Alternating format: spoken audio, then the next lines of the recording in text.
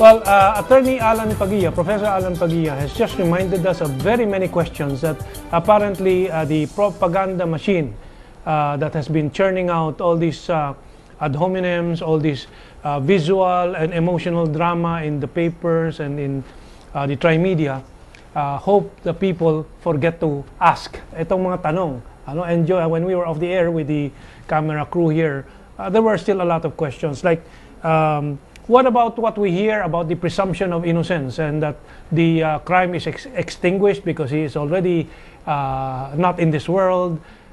What about the alleged 50 million? Does that just disappear as an issue? Professor? No, wag tayong manghula. Di konsultahin natin ang alam natin tungkol sa batas. Itong usapin ng 50 milyon na pabaon, ay alam natin labag sa batas yan.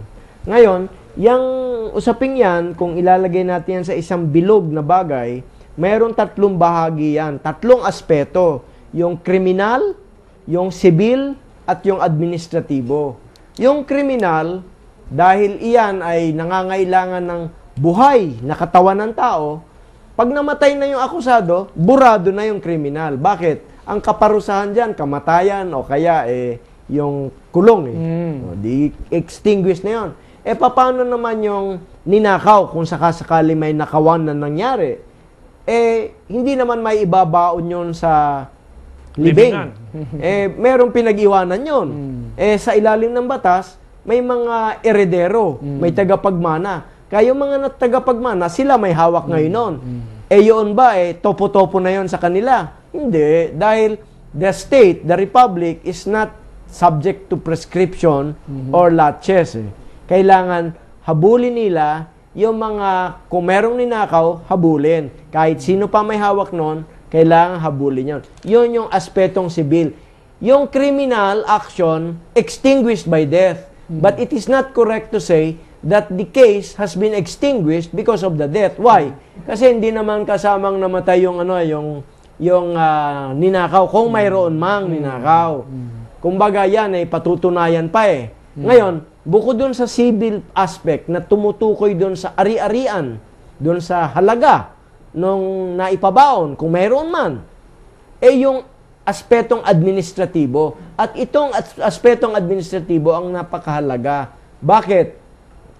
Itong investigasyon na ito ay ang gumagawa nito ay ang Kongreso, ang tagabalangkas ng batas. In other words, this is investigation in aid of legislation. Ito yung aspetong administratibo. Bakit? Kailangang pag-aralan ng ating mga legislators kung papaanong dito sa administrative system, sa military, sa armed forces, nagkaroon ng pabaon na labag sa batas upang magawan ng angkop na remedial legislation, na batas na magtutuwid doon sa mali.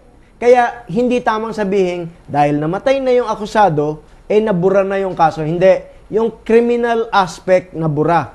Pero yung civil aspect, kung saan na napunta yung pabaon, kung meron mang pabaon, at kung ano ang dapat gawin, yun yung administratibo at civil na aspeto nung usapin ng investigasyon. Okay, and so the first part of our discussion, yung maraming mga butas na hindi natatakpan dito sa mga kulang na impormasyon. Correct. Yung mga katanungan na dapat ay sinasagot sa pamamagitan ng isang siyentipikong investigasyon ng mga tagapagpatupad ng batas ng ating pambansang kapulisan. Sinabi na nga natin, lalo na dun sa baril, meron ng meron ng hinala na nililikha sa kaisipan ng madla. Bakit? Bakit ayaw mong imbestigahin? Bakit ayaw mong kunin yung baril? Bakit ayaw mong alamin kung merong nakarehistrong baril kay General Reyes? Dahil nanda naman yan sa Firearms and Explosives Unit ng PNP. May narinig na ba tayong ganong ulat? Wala. Yung mga bala ng baril na yon, caliber 45 ba yung nakarehistro sa kanya? Meron bang permit to carry? Kasi kahit na mayroong permit to carry, meron bang permit to carry na nakalagay doon sa katawan niya nung mangyari yung pagbabaril? Dahil kung hindi, aba, di merong paglabag sa batas na naganap, at yung kumuha ng baril ay may suppression of Okay. evidence. So that was the first part. Then we brought up this question of this properties or the goods that were allegedly illegally the value of given. the pabaon. Oo. Kasi this is related to that question. Ano po ang liability ng pamilya ni General Reyes? Ngayong patay na si General Reyes. Kailangang tanungin sila. Huwag na sabihing imbestigahan sila. Tanungin na lang, ano-ano ang mga naiwang ari-arian sa pangalan ni General Reyes. Pag nasagot yon, sa anong pera ang ginamit upang mabili ito? Tapos, kailangan sagutin din, totoo ba na si Mrs. Reyes ay nagbiyahe ng 40 o 50 ulit sa abroad? Doon sa panunungkulan. Sa aking nabasa, sabihin mo 43 na, beses. 4 na po lang. Saan nanggaling yung baon? Totoo ba yung pabaon na sinasabi ni Colonel Rabusa? Ang makakasagot niyan, si Mrs. Reyes. Ganon din yung mga anak na maaaring meron na rin mga ari-arian dahil napakadali namang paliwanag niyan eh. Pero parang, kasi yung paratang, dalawa lang po yan. Ito ang alam ng taong bayan eh. Nasa sentido ko man. Yung paratang, dalawa lang ang kalalagyan niyan. Yan ay totoo o hindi totoo. Kung hindi totoo, good! Madaling patunayan, hindi totoo. O hindi walang nakakahiya kung haharap ka sa anumang investigasyon. Pero kung totoo, ay nako, dyan na. Mag-iisip ka na kung saan ka pupunta. Aminin mo na lang kaya dahil maganda naman yung nangungumpisal eh. Well, sana nangyari yung pagkukumpisal bago allegedly nagbaril ng sarili. Di marami tayong nalaman na katotohanan, di ba? Kaya nga, Kamentong, napakahirap para sa akin na maging tapat sa iyo ng buo na sabihin, oo, nagbaril nga si Angelo Reyes. Bakit? Kasi yung kapulisan natin hindi nag-imbestiga. Kaya nga, this leads me to this question. Preposterous as it may seem to some other people, ano? But to a few who are really asking deep questions, posible ba na maraming nangyari dito na parang may salamangkero ang nag-operation dito? And again, as I said, some people react to it that it's preposterous.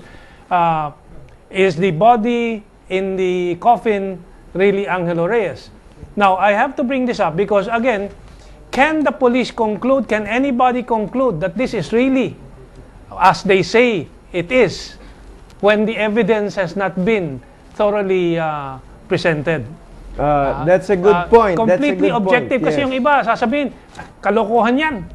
But that is why I'm asking, kung strictly according to the law, is it correct to say now that tapos ng storya dyan at totoong yun ang nandoon and legally can he be declared Case closed. Case closed. Hindi maaari. Pero ang katotohanan ng nakikita ng taong bayan ngayon, itong ating kapulisan, pambansang kapulisan, ay pumapayag na huwag gampanan ang kanilang tungkulin sa ilalim ng batas o sa madaling sabi, ay pumapayag na labagin nila ang kanilang mandato sa ilalim ng batas dahil sa pakiusap ng pamilya nung nagpakamatay. Hindi po pwede yan mga kababayan. Kaya yan ang dahilan, Kamentong, sa magiging kasagutan ko sa tanong mo. Maniniwala ba ako na totoo nga nagbaril na sa sarili si General Reyes? Ang sagot ko nga sa simula, wala akong sapat na batayan. Dahil ako maniniwala sa pambansang kapulisan Ang problema, ang pambansang kapulisan, hindi ginagawa yung tungkulin nila. Paano ako maniniwala sa dyaryo? Kahit sa dyaryo, ang sabi na sa batas sa amin yan, that is hearsay evidence. Ang sasabihin ng iba, si Attorney Alan Pagia, inaamin naman, hindi siya pumunta doon sa burol. Ako nandoon, sa harap ako mismo, nakita ko yan.